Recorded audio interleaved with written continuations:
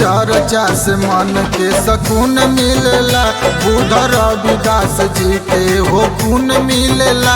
भीम चर्चा से मन के सकून मिलेला।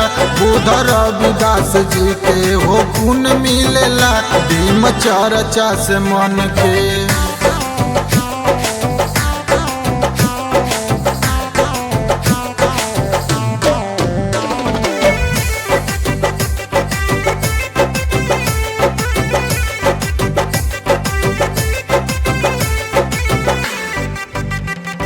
रहले शिरोमणि संत भक्त रविदास हो।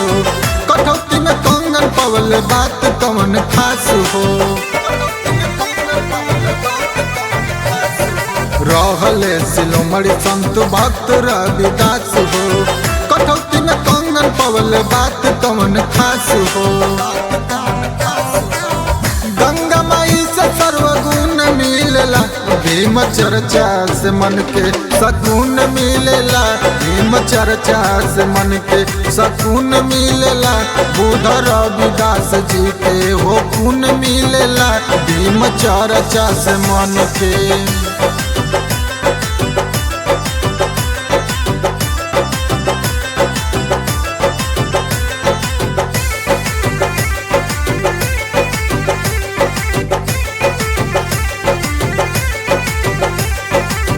भीम भीम जप कराव भीम चर्चा।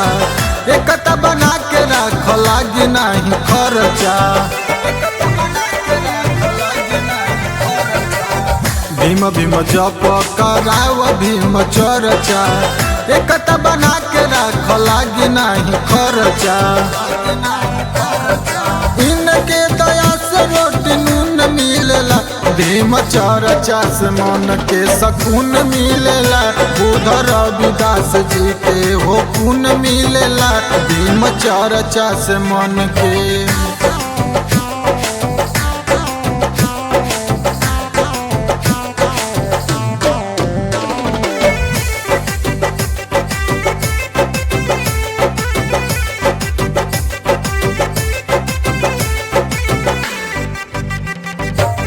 मनवा मलिन जौनी कहर मन उदास हो। नम भीम नाम बुध जप रविदास हो। मनवा मलिन जौनी कहर मन उदास हो।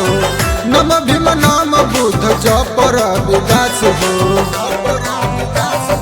रमेश लाल गुलशन के धुन मिलेला। भीम चर्चा से मन के सकून मिलेला। बुध रविदास जी के हो गुण मिलेला। भीम चर्चा से मन के जय भीम नमो बुद्धाय।